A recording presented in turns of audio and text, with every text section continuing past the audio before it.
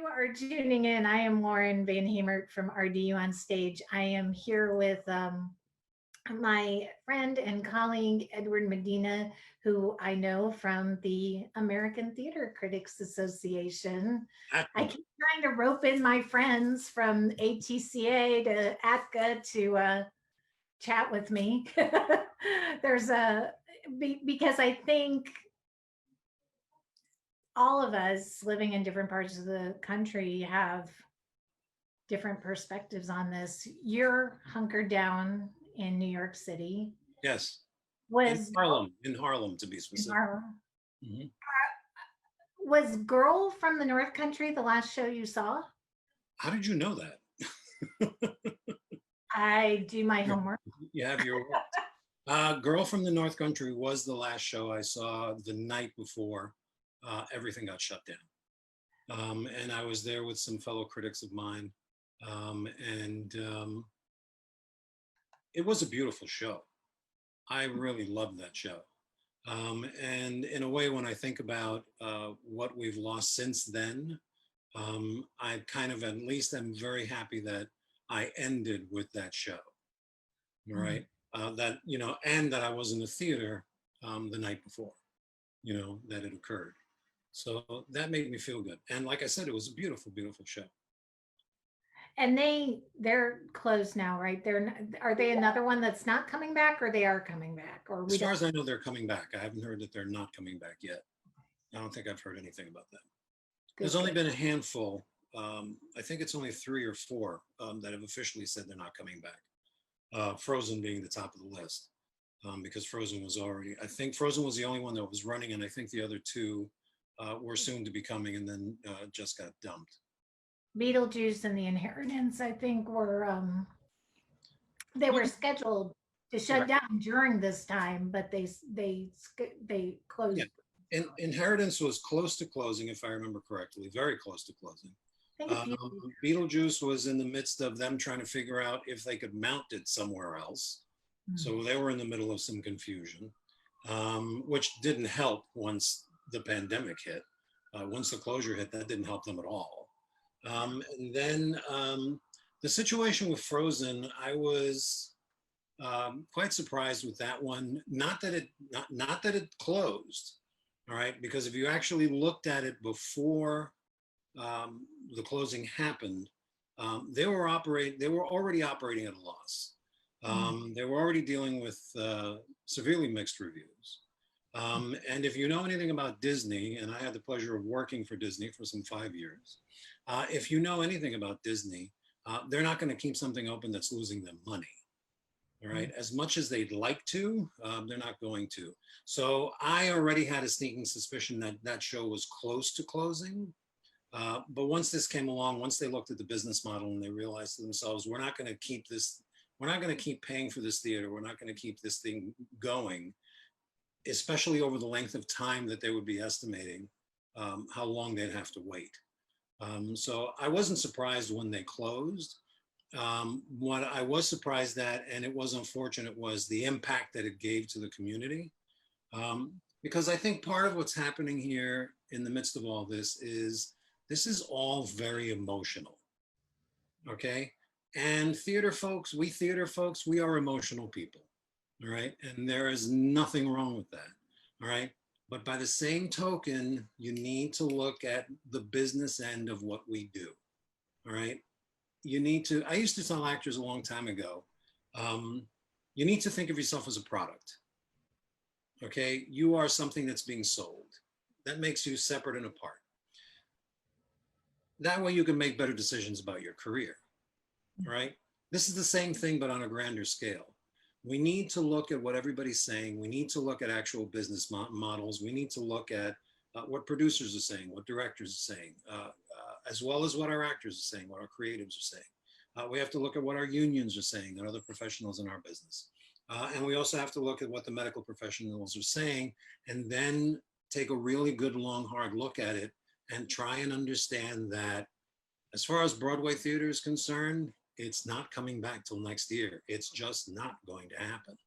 All right. They talk about creating social distancing theater for Broadway. And the problem is that that's not going to work either. All right. You have some of these theaters are 100 years old. All right. They'd have to completely rip out their entire backstage areas to make this kind of thing work. Not to mention the fact that they're not going to be ripping out seats.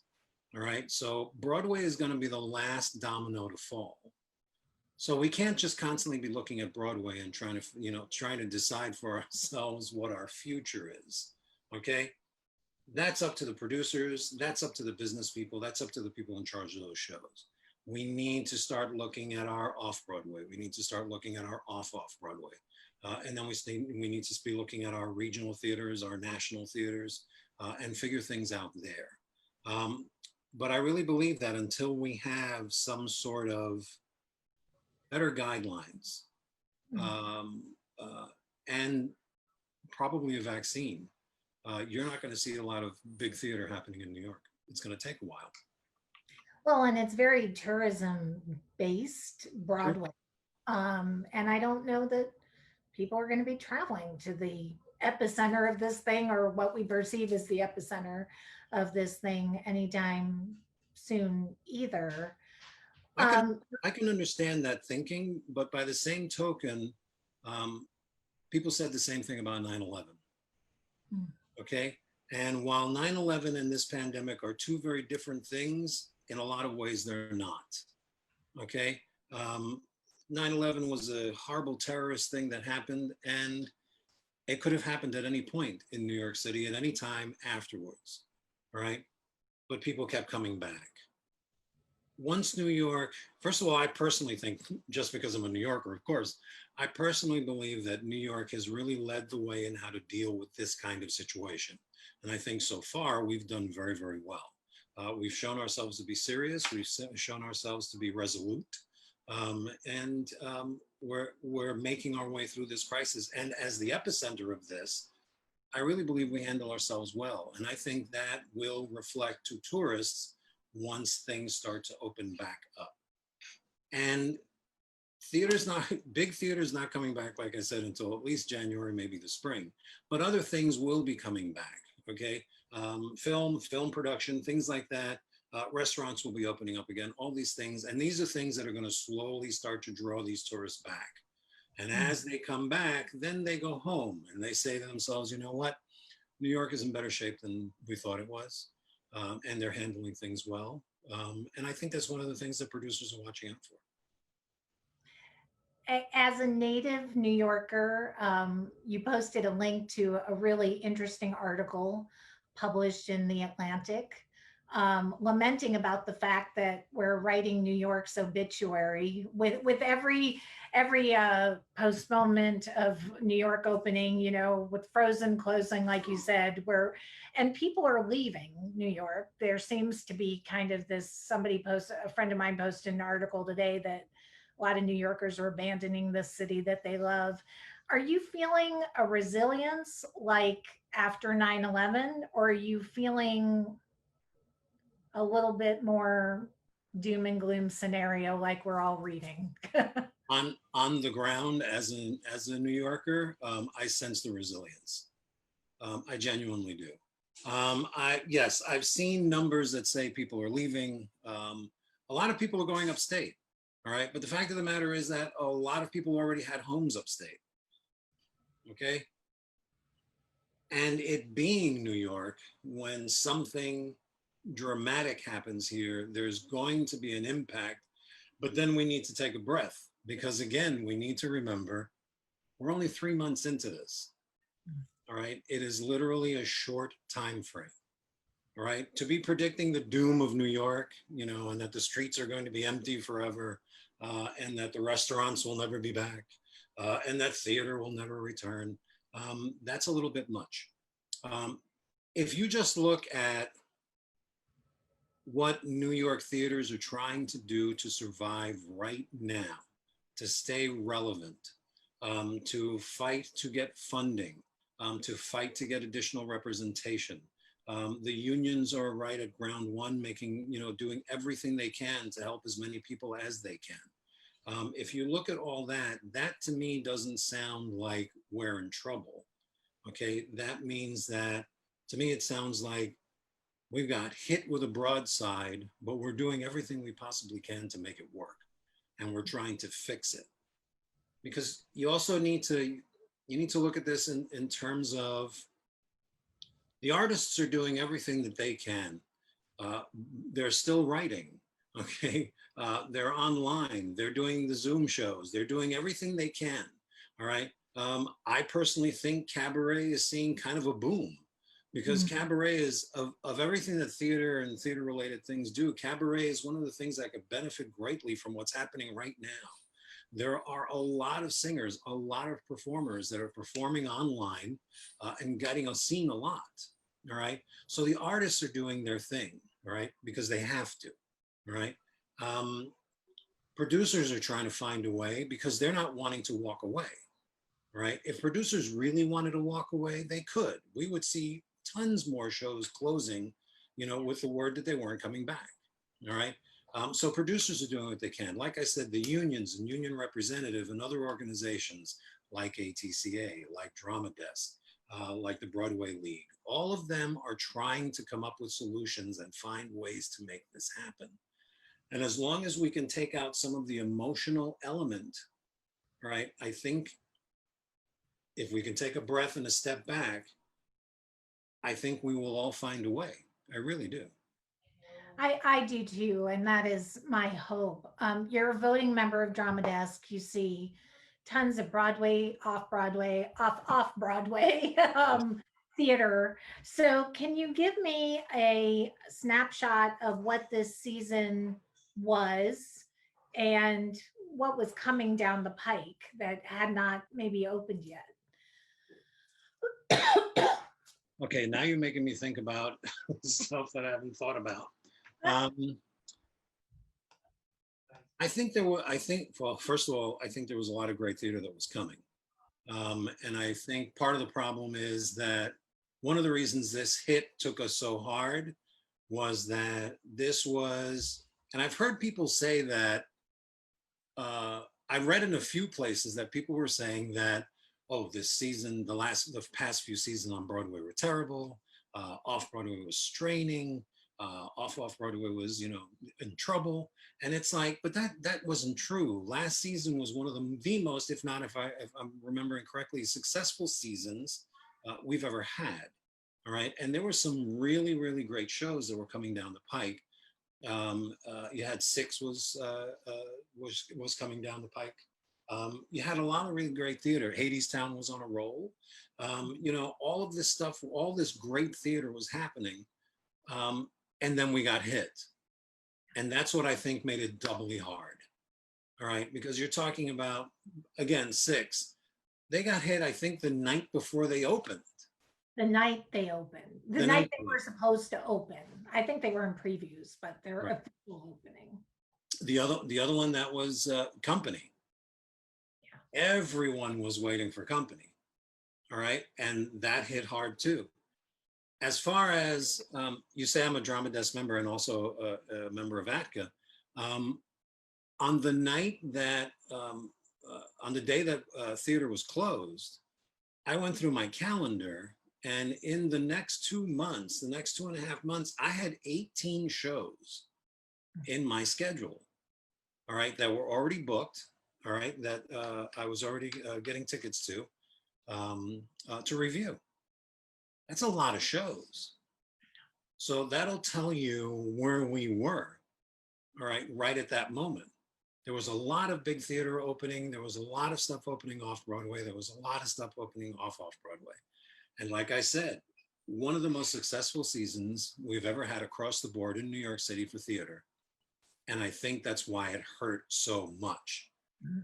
Because if you also paid attention to social media shortly after this happened, it was just a litany of people talking about stuff that they were just about to go see, stuff that they really wanted to see, stuff that people had booked that they wanted to come in to see. And there was a lot of shows on that list. All right. So I think that really hit that emotional chord. All right.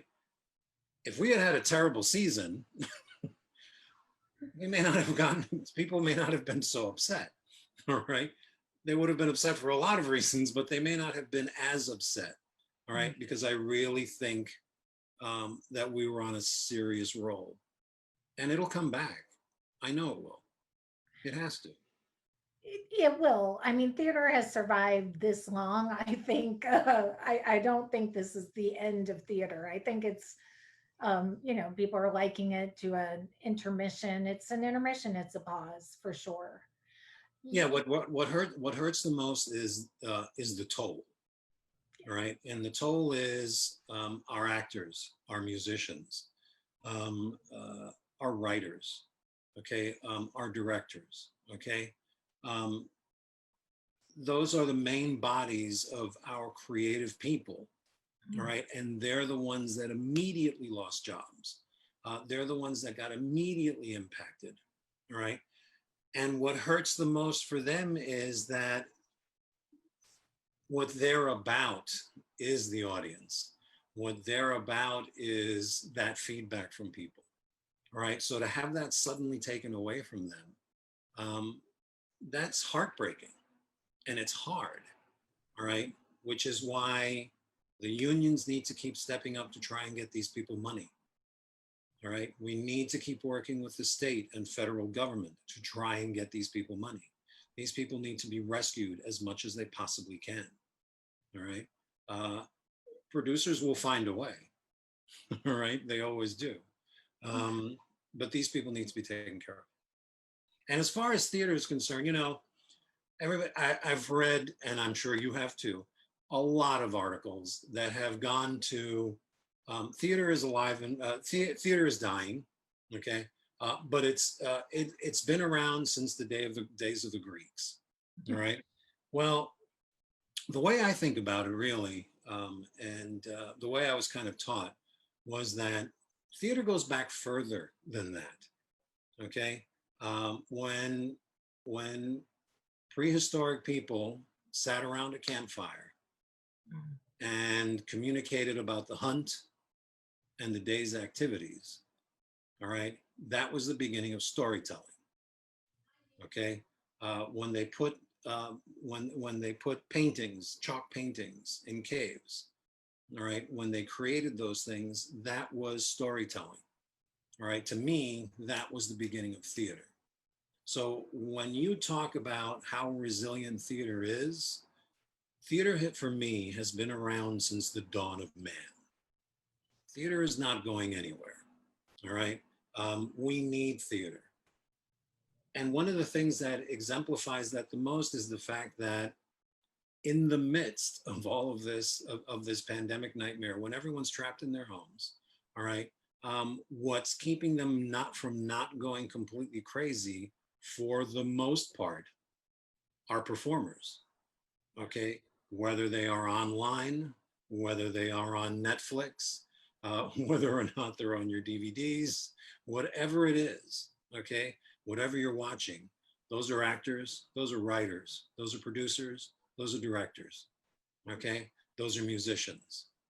Right. So we continue to be an integral part of surviving this. So we're still here already. All right. We're just figuring out how to get past the hurt and get to something better, get back to where we were. You mentioned Frozen and you mentioned working for Walt Disney World, the Walt Disney Company. You worked at the Magic Kingdom and you did a lot in Yeah. operations. Mhm. Um, and what I think is probably the coolest thing is you worked as a locomotive engineer. My kids, my husband, they would conduct that train in a heartbeat if they could train people. But working inside the park, is there a what does post pandemic theme parks look like? Out, we talk about Broadway, we talk about theater, but the theme parks, the Disney company is really suffering right now. They are. But you also have to think of, and once again, that's a situation where the cast members, right, are the ones that are truly hit hardest. Okay. The company itself is a machine. All right. And that machine is still up and operational. Okay. A majority of their funding comes from their films. Those things are still up and operational. Disney Plus, all right, has turned into a behemoth of financial opportunities for them and has grown much, much larger as a result of what's happening. Okay. Yes, they have taken a hit financially. Okay. But that speaks more to the value of their stock. All Mhm. right. And the stock market. Okay. But once again, Disney is entrenched. Disney's not disappearing anytime soon. What it's going to look like in the parks, from cast members that I've spoken to, they're waiting. They're on pause. They're being retrained now to handle different situations. I saw a picture of, they've opened up downtown Disney, Mm. the Disney Springs Resort. I know it as downtown Disney since the days that I was there. But they opened it up, and there was a picture that came out of there that was entirely fascinating to me, which was a Disney cast member wearing a mask, greeting guests. All right. That to me seemed really strange because one of the things they teach you the most there, other than safety first, is you've got to smile. All right. You've got to be very approachable. There's got to be constant eye contact with your guests. All right. That's what makes them, that's one of the ways that we communicate with our guests the most. All right. So it was kind of odd to see it that way. All right. I think what's going to happen with Disney is Disney's big on testing. All right. So they're already testing overseas. All right. And seeing how that works. Universal opened first, but you know what? I'm not surprised they opened first. Disney's a little more cautious. Mhm. Disney is also a little more meticulous. All right. They're very careful about how they do things, or at least they try to be for the most part. So I'm not surprised that they're taking their time opening up, but I think they will open up, and I think they're going to be experimenting with a lot of different things. Um, but I also think that we're going to see a vaccine faster than a lot of people are anticipating. How long that's going to take to get it out to the American people and have it be part of what is going to be our eventual recovery, that has yet to be seen. All right, but I think that's going to come faster. And I have a sneaking suspicion Disney is thinking the same thing as well. So I think they're going to do staged openings. I think they're going to, unfortunately, they're going to reduce the number of cast members that they have available as the parks open up. And they're going to limit the amount of guests that are coming into the park.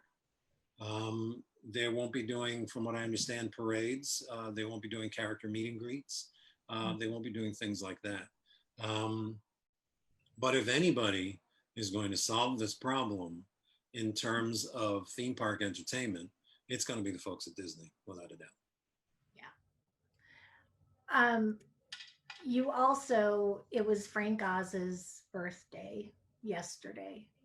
Right. Um, and you've had this amazing career. This is why I wanted to talk to you because you've worn so many different hats. But you worked with the late Jim Henson for several years Correct. and know Frank Oz. What was that experience of working for Jim Henson like? What was he like as an artist, as a person? I always tell people, first of all, working for Jim Henson Productions and working for Jim Henson was the most magical job I have ever had in my lifetime. And like you said, I drove a steam train around the outside of the Magic Kingdom. Okay, so that was pretty magical too. But working for the Henson organization was the most magical job I've ever had. And what I did for the Henson organization was I managed the 5 buildings that made up New York production headquarters, which included the Muppet Mansion, which was a show palace, and really the entire organization's home base. I also managed a building that housed uh, um, the um,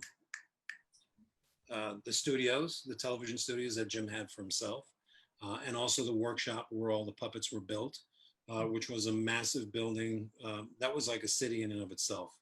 Mm. It was literally a factory in the middle of Midtown Manhattan. Um, and I also there were two other brownstone mansions that housed administrative personnel. And the reason I mention that is because that gave me a wide ranging. I was exposed to everyone. All right. Because if Frank happened to be in town and he was casting one of his movies, he was in one of our buildings and he had to be accommodated, and all of his casting had to be accommodated and he had to be put in there. Okay.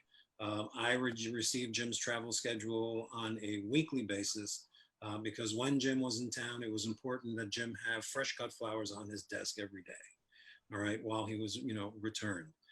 So if it was happening production, I was pretty much everywhere. All right. Um, my exposure to these people changed my life. All right. The interesting thing about it was that um, before I went to work for Henson, I survived cancer. I had colon cancer, and it was pretty aggressive.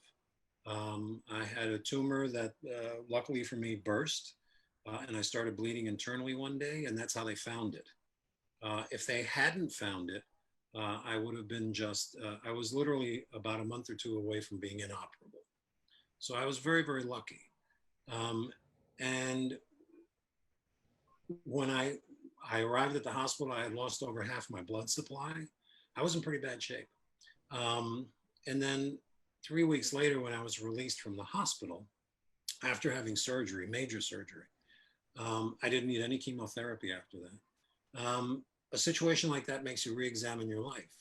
So I decided to dedicate myself more to my writing, and I started writing some material. And then a little while later, I was very frustrated because I decided I wasn't going to take any more 9 to 5 jobs, because I was one of these people that believed that it was possible to have a 9 to 5 job and still be a productive artist. All right. Mm. Once again, that thing about business and artist at the same time. So I was producing a lot of theater and directing a lot of theater off and off Broadway. I would work 9 to 5, then I would go to rehearsal, then I would run the shows, right? And I kept this schedule up for the longest time. But when I got out of the hospital after enduring this thing with cancer, I decided no more 9 to 5 jobs. I was just going to dedicate myself to my craft. I did a lot of writing, and after a little while, I wasn't going anywhere, and I was very frustrated. Mm. And a friend of mine, sort of my second mother, she called me up one day. She owned an employment agency. And she was the one that said to me, "How would you like to go to work for Jim Henson?" And I interviewed and I got the job. And the interview, I could talk about an hour on the interview just itself. Okay. But the thing was that when I got there, I was already sort of an open vessel. All right. Because I wanted to be part of this world because I was already a huge fan. Um, but it changed my life because watching him and all of the other artists that were there and all of the other people that were there, we were one giant family. All right. And individuality was applauded. All right. Being yourself was applauded. All right. One of the things about getting the job there was that when she sent me to interview for the job, she said to me, "Look, this is going to be like no other interview we've ever had." She goes, "Because they want somebody that is interested in other things." I had been used to going to job interviews where I had to keep quiet about all the stuff that I was doing on the side. Okay. But not at Henson. They wanted you to know that. They wanted to know that you were an artist, that you had goals, that you had dreams, and, all those things. And then watching these people work, um, I always tell fans of the Muppets and fans of Jim's that he was exactly, I mean, he was a human being, but he was exactly the man that he portrayed himself to be. He was genuinely what you saw was him. All right. And to see that, because I was such a fan, to see that up close and personal like that, to see one of your heroes actually be a hero, to actually be the person that you think they are, that's pretty impressive. All right. And I knew all of the original Muppeteers. I knew them all. Um, I loved everybody that worked there. Um, when Jim passed, it was very, very hard. It was one of those days that it triggered off 7 days that were very, very intense. Um, and we had a meeting in the second floor conference room at the Muppet Mansion the day after Jim had passed away. And Michael Frith, who was the lead designer for the Muppets, he designed Sesame Street, Fraggle Rock, um, an amazing man. One of the things he said in that room while we were all gathered together was, no matter what happens from now on, always remember that you were part of entertainment history. And in that moment, we were. And we were bonded together as a family. Um, and part of that family was Frank Oz. And the thing about Frank was, and I helped him on several fronts, on several projects he was working on. He was another one of these people that was absolutely genuine. And my favorite brief story about Frank Oz was it was Christmas one time, and Christmas at the mansion and at Henson was always a big deal. It was always decorating, there was always parties, it was amazing. But Frank was coming up the stairs of the mansion from the first level to the second level, and he had a lot of bags with him. And as I saw him, I was on the second floor. I went to, he was shifting bags in his hands as he went. And I went to lean into him and I went, Frank, give me those bags. And he went, no, no, no, no, no. And the reason he was shifting those bags was because he then looked at me and he put out his hand and he said, Ed, he says, I just wanted to wish you a very Merry Christmas. And he shook my hand. Now, that's a simple, tiny thing, but that was Frank Oz. Okay, one of the greatest directors that there's ever been, one of the greatest creative people that's ever been, one of the greatest puppeteers that's ever been. He was Miss Peggy, all right? But that's the way he is, all right? And that kind of thing was rampant through the company, that kind of love and sincerity. And when I left there shortly after Jim passed away, I was able to form my own production company. And I left with everything those people taught me about how to treat people, um, how you can uh, how you can be in business and still have a conscience, and how you can be cause related in everything that you do, which is one of the things that's a hallmark about all of the work that I've done in the past. So that's always stayed with me. It makes me so happy to hear that about that company because we all, I mean, I grew up watching Sesame Street. I love the Muppet Show. I love the Muppet movies. So it's um, good to know that what we were seeing on screen was genuine, not. You could not you couldn't produce the type of work they did without that being true. Hmm. And that's the biggest evidence of how amazing they really, really were. Since he passed in 1990, we have seen such an evolution of puppetry on stage, on screen, on Broadway, from The Lion King to Avenue Q to King Kong. Um, what do you think he would have thought about this evolution of puppetry on mainstream stages and on screen after he passed? Because for a long time it was just him, or it seemed like it was just him. It seemed like it was just him. I think he would have loved it. Um, Absolutely. One of the interesting things about Jim was there was one time um, when I was in the mansion, I saw him, and he handed me a poster to a show, and he said to me, "Do me a favor, Ed." He says, "I need to have this mounted, and I'd like it put up in the lobby of the mansion, so that people can see it." All right. And I was like, okay, fine. And he said to me, "This is an incredible show." He says, "If you get a chance, you have to see this show." He said, because it's an incredible mix of puppetry. And he was very excited. And then off he went. Um, and that was Julie Tamar's first big show that was on Broadway. And I can't, off Broadway rather, and I can't remember the name of it right now. Del Rayon, something like that. I don't remember Mhm. what it is. But here's the thing. Um, Again, the exposure at Henson opened up a broad new world to me because the Henson Foundation was sponsoring all of these great puppetry organizations throughout the world. And they were having these great festivals around the world. And one of my dear friends, who's still a dear friend of mine to this day, Nancy Staub, who is one of the creators of the Atlanta Center for Puppetry Arts. She one day, her and I became very good friends. And one day she gave me some audition tapes for what these companies were providing. And I was stunned at the amount of theatrical work that was happening with puppets. All right. And there was a lot of it. And a lot of it was very dramatic, very grand. So puppetry has been that way, but not gotten the exposure that it should have gotten along those lines. But I think that has grown over time. And like you said, now the audiences are more open to this kind of thing and seeing this kind of thing. And I think Jim had a lot to do with that. I think Jim had a lot to do with helping people understand that puppetry is an art form and that it can seriously entertain. I absolutely agree with you, and I think he was a lot of the people who grew up watching those programs, those movies, um, are now working adults and working artists. So I think that's opened the door for. And still appreciating what Jim did, because the reality is, and Jim himself would have told you this, when they created the Muppets, that wasn't for kids. It was for adults. All right. And they have a New York sensibility. All right. Their sense of humor, the way they are, the way they interact, they're all New Yorkers. All right.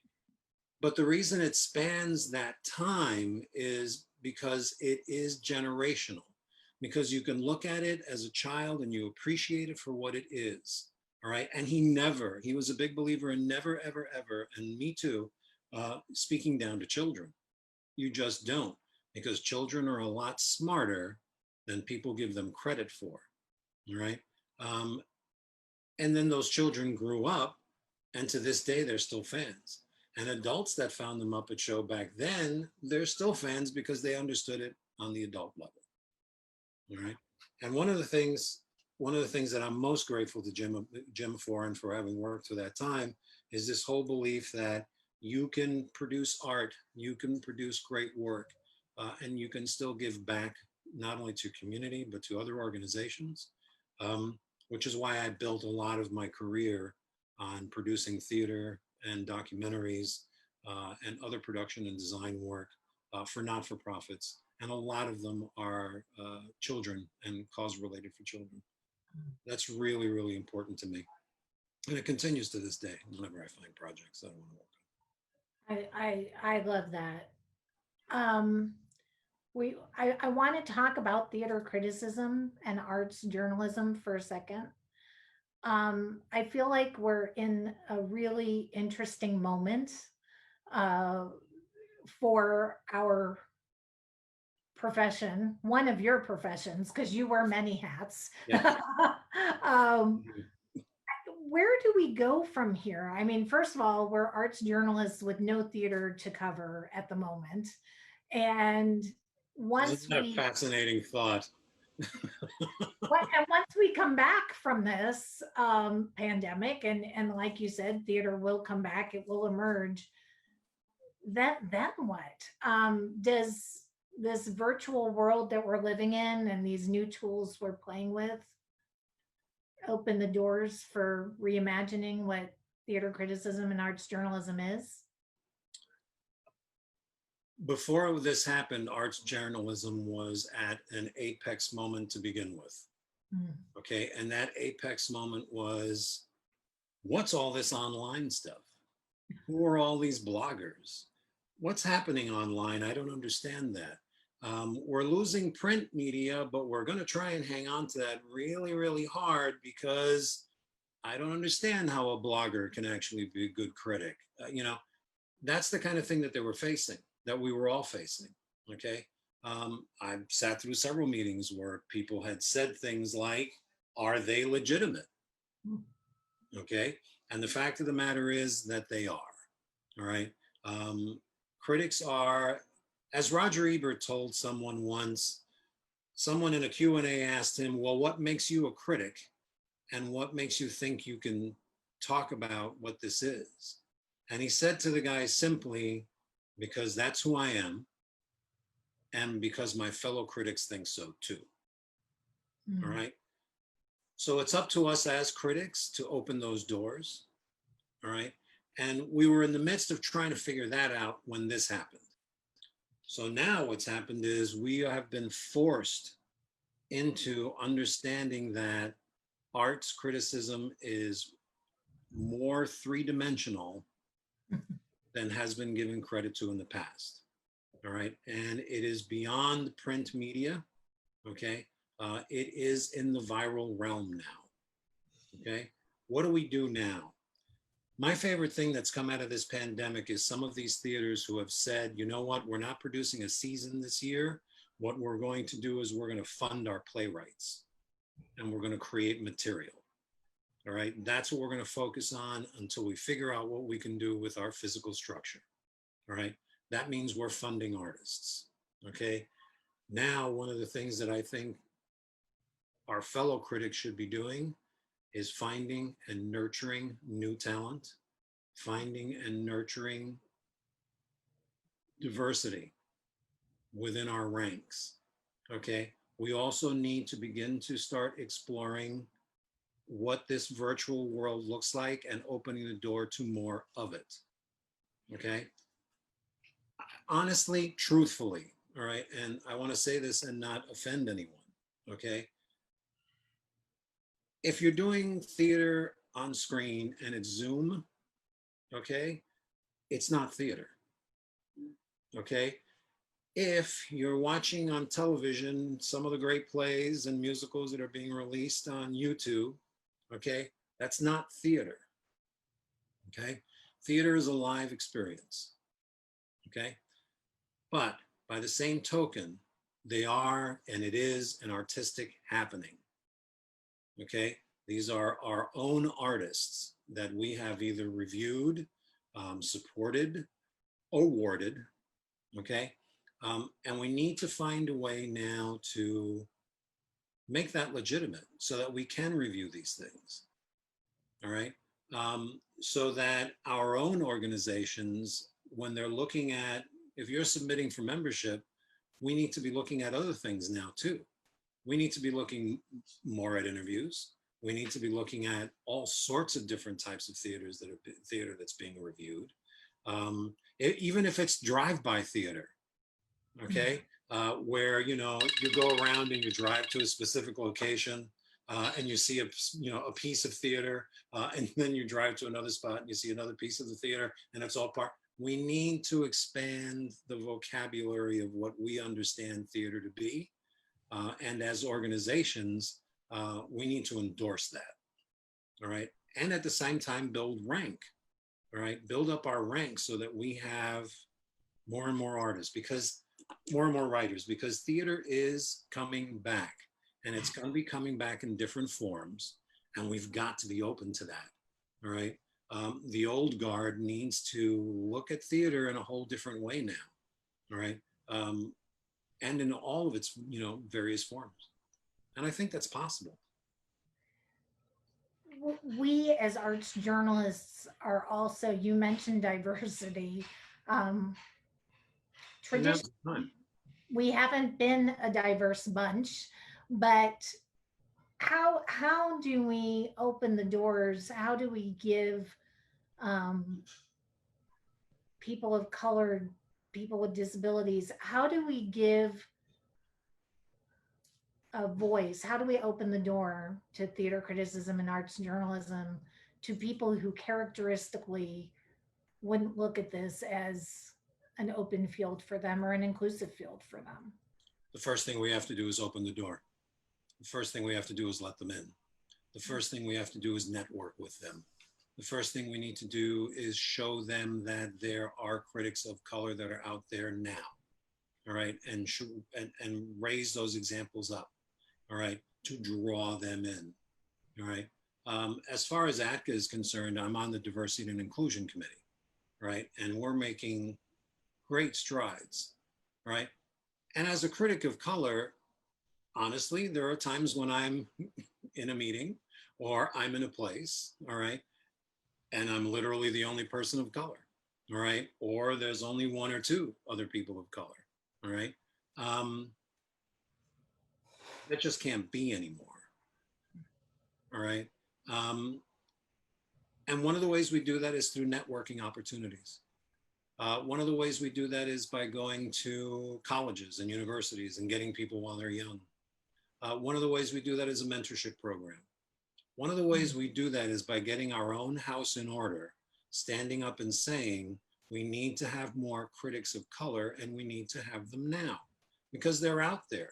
They just need to be supported and shown that there is a way, right? And if we are willing to have a mentorship program, if we are willing to network and open up these doors and show them, look, we're out here and we want you to be here too. And we have to give them the opportunities to write, all right? And we have to give support to a lot of blogs and bloggers that are out there doing their thing, all right? And that's across the board because let's not, this is women too, all right? This is gay, this is lesbian, this is everything, all right? One of the things that this pandemic, I'm a big believer in the middle of disaster, there is opportunity. Okay, there is reason for change. There is time to open our doors up. And I think this pandemic has presented that because basically what's happened right now is all of the rules have been thrown out. Mm. All right. Now it's time to rebuild. Now it's time to get our house in order and rebuild it the way we want to see it. All right. Yeah. And right. And make it happen. I'm one of the things that, if you hang out with me long enough, one of the things you find out about me is that I'm very direct. All right. And if there is an opportunity, I say we should take it. And if there is a way of doing something, we should do it. I'm not saying we should just thrust ourselves in there without thinking what the consequences are. No, of course not. All right. I'm a Libra, big believer in balance. Okay. But I think if the opportunity is there and you examine the opportunity and you look at what the downsides are and the positives are, if there are enough positives, I think you need to make the change. All right. And right now is the time to make that happen. We have the opportunity to completely rebuild ourselves. We have the opportunity. You know, I love being a member of ATCA. I truly do. Okay. I also love being a member of the Drama Desk. I truly do. These are venerable organizations, and I am proud to be connected to them in any way, manner, shape, or form. All right. Um, but we need to start combining our efforts. We need to start. The American Theater Critics Association is the American Theater Critics Association, and we should be representing critics nationwide. And we should be representing critics of color and all sorts of diversity nationwide. All right. And if we step up and lead in this particular way, I think we'll end up with an even better organization than we are now. And I see it happening. There are some great people that are doing great work at ATCA and at Drama Desk. And I see them prior to this pandemic, I have seen them struggle with how do we fix this? Because I don't particularly care for people who single-handedly shoot out that critics are these critics organizations are not diverse, and that's it. Okay, what I have seen is they may have been slow to step up, but I see them over the last couple of years really trying to figure out how to make this work. So I know they're sincere. I know they're genuine in what they want to do. What I'm saying is now we're at that moment where we need to take care of this now. Now is not the time to hold back. Now is the time to make change. Well, and we have the gift of time right now to make this happen. Which, Correct. in a normal world where we're seeing, you see far more shows than I do, but in any given week I could see 4 or 5 shows. Well, now we're not there, so we have the gift of time. We can mentor, we can give people a chance to write. We've done that. And I think as bloggers, we are in a unique position to make that happen. Correct. That's We are at the catharsis moment. Okay. We've had 3 months and change of catharsis. Okay. Now what we have to start doing is gathering ourselves together and making some decisions. And that's for theater overall. All right. For our own organizations as well, and for all the other theatrical organizations that are out there. Theater is going to come back. It's going to be different. Some of it's going to be the same. All right, but a lot of it is going to be different, and it's in the foundations that we build on now. And you're right, there has been time. All right, even I took this time. When the sequester started, what I did was, okay, I'm going to step back from criticism for a moment. All right, because I don't have much of a choice. I'm going to step back from criticism for a moment, and what I'm going to do is work on some of my personal projects. And that's what I've set about doing, and I'll be finished with those at the end of the summer. And I'm popping my head back out in September. And that's when I'm going to be, okay, now what does this look like? Because my own organization, Theater Review NYC, we took a pause back. And what we decided is that we're going to be a conduit for other people's information. We're going to be a conduit for what other people are producing, because we're in a position where we are okay, we're maintained, we're fine. We can hold the line right where we are. And what we need to do is make other people's work, like Theater Pizzazz, representing other theater groups that are out there. We've reblogged stuff that you've done. We've reposted. We've done all that. So we continue to, get that voice out there. Yeah. But as Theater Review NYC, we're going to pop our heads back out in September, and we're going to start, making some noise. On your social media account, you said you wrote that you finished a screenplay. So, amidst this pandemic, are you finding that it's nurturing your creativity or is it hindering your creativity? It's kind of nurtured my creativity because it's given me time. All right. Where I'm not running around trying to do 8,000 things, or whether it's a social commitment or whether it's a reviewing commitment or some other writing commitment, whatever it is, it's funneled all that down to just writing. And I'm very much a homebody. All right. Other than going to dinner or going to the theater, or occasionally meeting with friends and things like that, I'm pretty much a homebody. So for me, the impact was very little. I like to cook, so I've been doing a lot of cooking. It's like I like to watch movies, so I've been watching a lot of movies. But yes, I've been able to wrap myself around writing. And what I did was, when it first started, I had a conversation with myself, which was, how do you think this is all going to play out? All right. And I opened up the calendar. And to me, even then, I had said to myself, they may be saying here, but it's not going to be till the end of the summer for sure. All right. So that's what I based my schedule on. And then once I had my schedule, then I said to myself, what do I want to accomplish in that period of time? Well, one of them was the screenplay that I completed. And it's been very satisfying. I can't get a reading of it going right now because I still want to do a live reading. But it has been being sent around to people. And it's been receiving, they really love it, which is great. And it's been sent out to several competitions. So it's out there doing its thing. I'm now wrapping up another book of short stories that I've written. That should be out in beginning of July, which are, because I'm a writer, I'm a best-selling horror writer for Amazon, another hat I wear.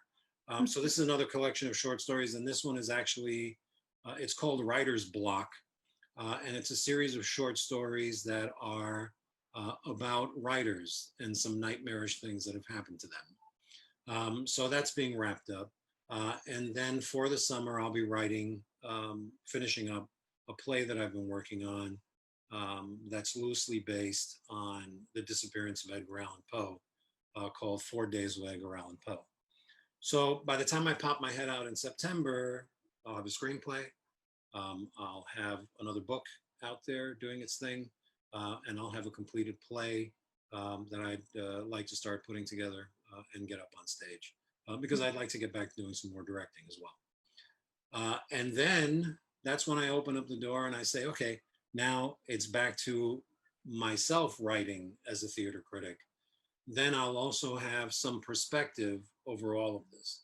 Because right now I've just been being a sponge. I've just been reading what everybody else is writing, what everybody else is thinking about, what everybody else's opinion is about when and how and all those other things. So in September, it'll be fun to see when I go back to theater criticism, what exactly that's going to look like, you know? But it's out there. And like I said, if we think about all of this stuff differently and expand what it is that we consider theater, and who we consider to be able to write for theater. I mean, I wasn't a theater critic until I started some 4 years ago, but I also have 40 years of experience in professional theater. So that's where that came from.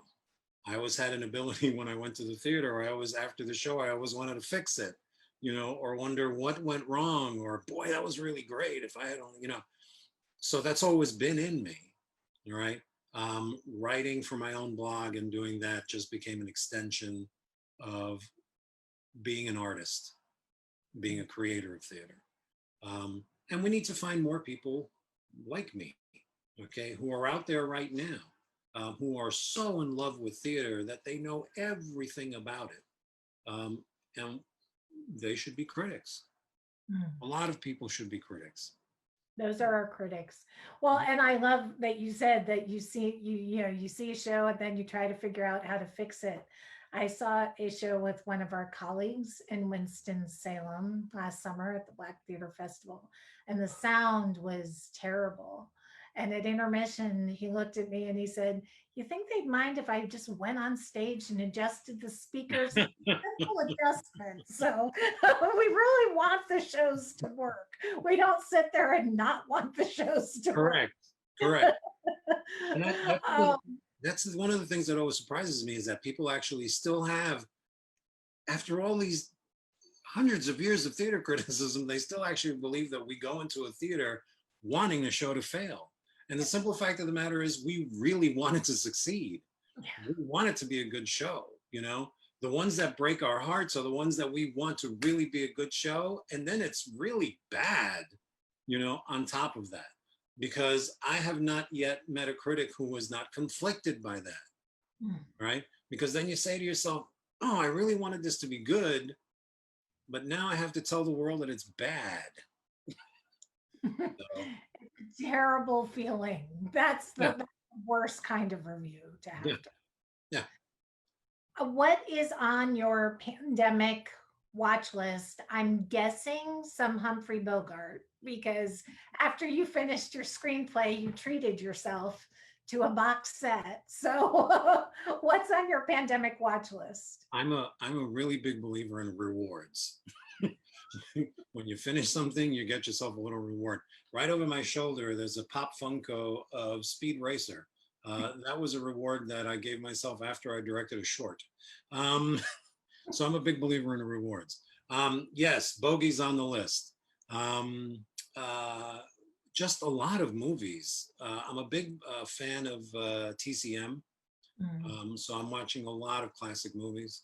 Um, just on the opposite side of this screen is my large screen TV, but there's also easily, I'm looking at 500 movies that are in there. So I'm a big believer in all sorts of movies. So I couldn't point to any one thing other than Bogey right at the moment, but he's high on the list.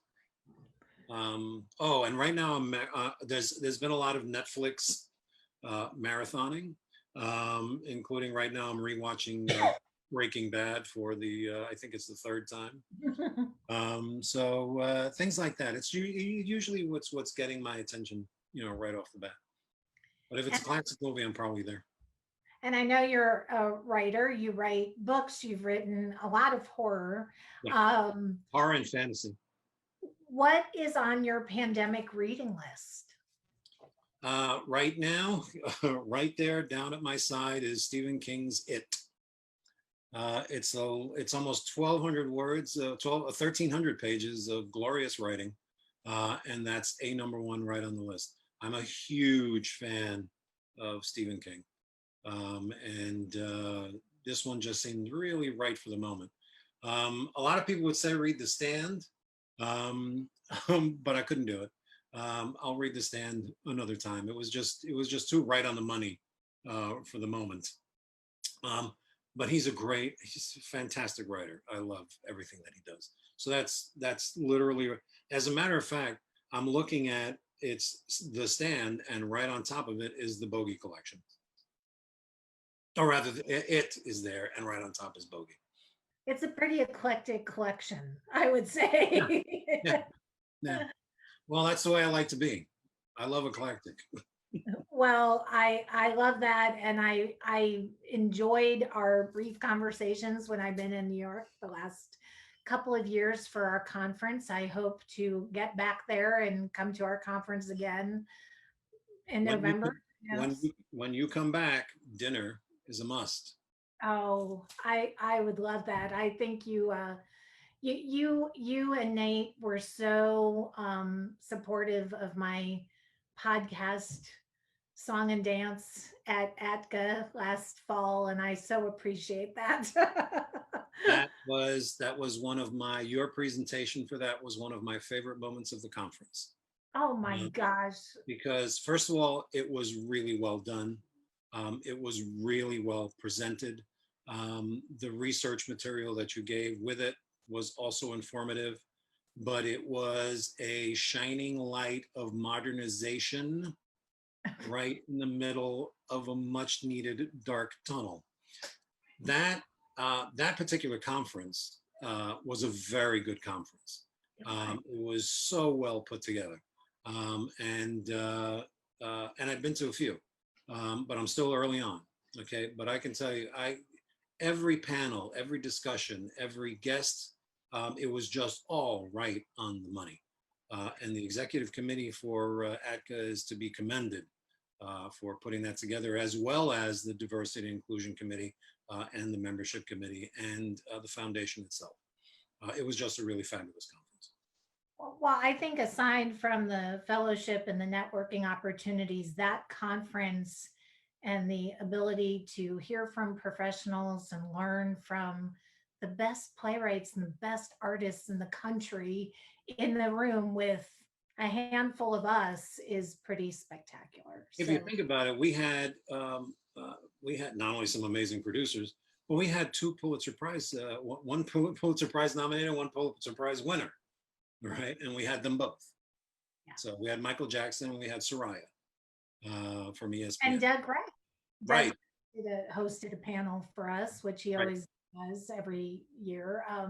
So it's a good organization, and that's why I keep bringing all of my colleagues on to this platform to show the talent that is all over this country with arts journalism. It's an interesting field, and we need more of us. Yes, and they should all be members of ATCA. Yes, And that's a good plug. yeah, and if they're in New York, they should be members of the Drama Desk as well. Are you also outer critics? Do you do, or you're not part No, of not yet. drama? I applied for Drama Critics last year, didn't make the cut. But I'm hoping to make the cut next year. I'm going to try again It'll because happen. if nothing, I'm tenacious.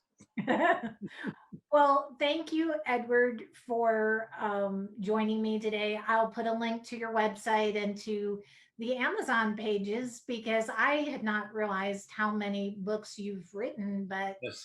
if you like the horror genre or fantasy, this man has you covered for the Aw. rest of the summer, I think. On Yeah, pandemic easily, blues. easily. So, Lauren, I greatly appreciate the opportunity. And anytime you want to do this again, just let me know, and I'll be more than happy to chat with you. well, maybe we'll check back in September and see what your reflections are about this whole thing that we've been navigating. That's a great idea. I'd love that. Well, thank you everyone for joining us. Come back tomorrow. Tomorrow, it's all about the directors. We have at 5 o'clock, Jesse Gephardt is moderating 6 of the Triangle's best men directors, male directors. And at 7:30, Natasha Jackson is moderating a panel with some powerhouse women. It's a fantastic panel of seven of our best female directors. So come back for both of those events tomorrow, right here on Facebook Live. Thank you, Edward. And take care. Just stay healthy. I hope to see you in November. I hope to see you too. All right. Thank Thank you. you.